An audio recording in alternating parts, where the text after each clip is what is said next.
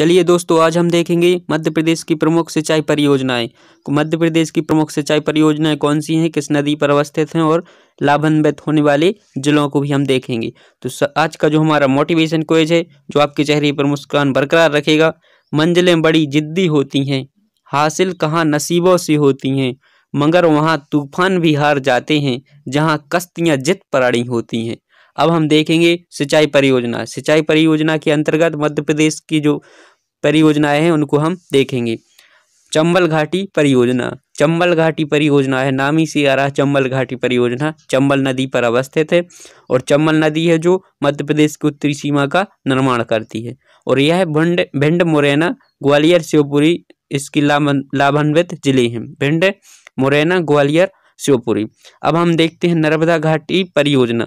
नर्मदा घाटी परियोजना सरदार सरोवर और इंदिरा सागर, माहेश्वर और ओमकारेश्वर, ये परियोजना है नर्मदा और उसकी सहायक नदियों पर अवस्थित है। लाभान्वित जिले हैं जो समापन तक संपूर्ण जिले व गुजरात, मध्य प्रदेश, महाराष्ट्र और राजस्थान की भाग आते हैं इन परियोजनाओं में। अब हम देखते हैं बरगी परियोजना। बरगी परियोजना है, इसका नाम रानी अवंतीबाई सागर परियोजना हो गया है। रानी अवंतीबाई सागर परियोजना कहाँ है यह? जबलपुर। जबलपुर बरगी। जबलपुर है जो संगमरमर की भूमि, जबलपुर। अब हम देखते हैं जबलपुर, मंडला और सिवनी जिले इसमें शामिल हैं। जबलपुर, मंडला और सिवनी जिले इसमें शामिल हैं। तवा परियोजना कौन सी? तवा परियोजना। तवा परियोजना है जो तवा नदी पर होशंगाबाद में है। तवा नदी है जो पचमढ़ी महादेव श्रेणी से निकलती है।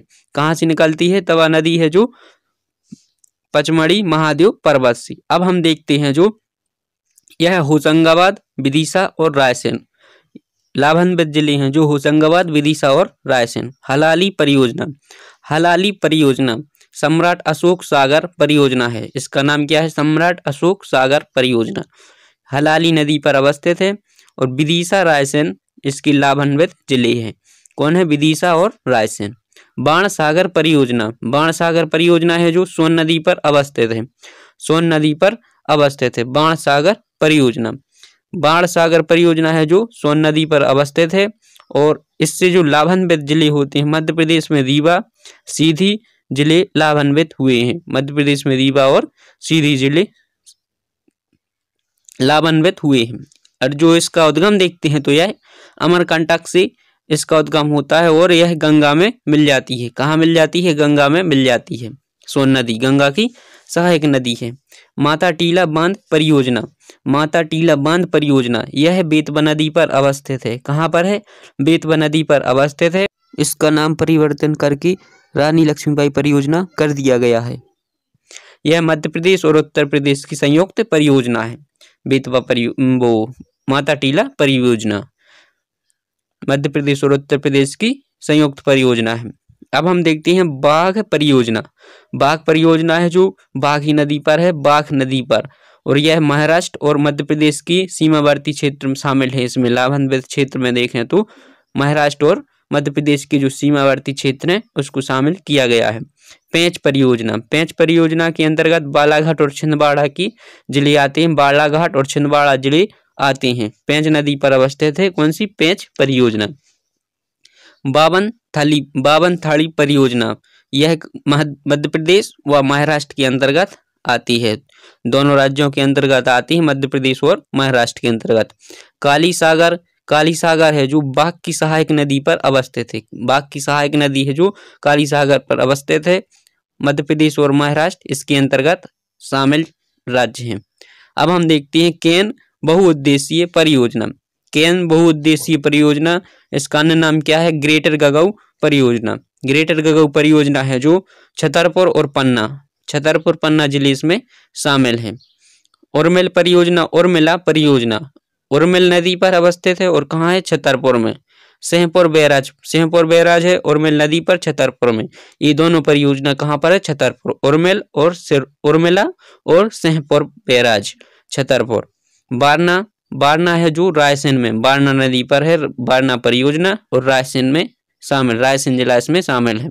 भांडेर नगर है जो बेतवा, इसके अंतर्गत जो जिले आते हैं दतिया, ग्वालियर और भिंड। अपर वैन गंगा, कौन सी अपर वैन गंगा, इसका अन्य नाम है संजय सरोवर परियोजना। संजय सरोवर परियोजना वैनगंगा पर अवस्थित परियोजना है। बालाघाट सिवनी जिले इसमें शामिल है। वैनगंगा का जो उद्गम है जो पारसवाड़ा पठार से होता है और यह वर्धा में मिल जाती है। कहाँ? वर्धा में मिल जाती है। वैनगंगा और वर्धा की संगम को क्या कहती है? प्राणहिता। वैनगंगा व वर्धा की संगम को प्राणहिता कहा जाता है।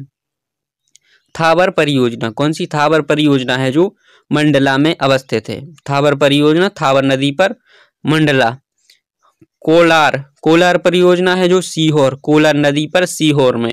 माही परियोजना है जो माही नदी धार और झाबुआ जिले इसमें शामिल है। धार और झाबुआ। सुक्ता परियोजना है जो सुक्ता नदी पर कहाँ? खंडवा में जल पूर्ति करती है।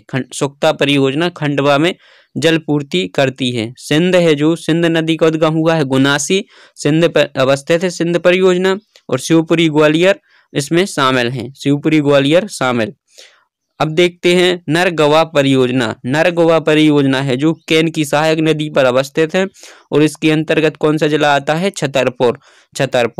चोरल नदी परियोजना, चोरल नदी परियोजना है जो महू, इसके अंतर्गत कौन सा आता है? महू जिला शामिल है। चोरल नदी पर अवस्थित चोरल नदी परियोजना, महू जिला शामिल। देवड़ा देवड़ा परियोजना है जो यह भी चोरल नदी पर है और इसका जो जिला कौन सा आता है? खरगोन आता है। आज हमने देखी प्रमुख मध्य प्रदेश की परियोजनाएं।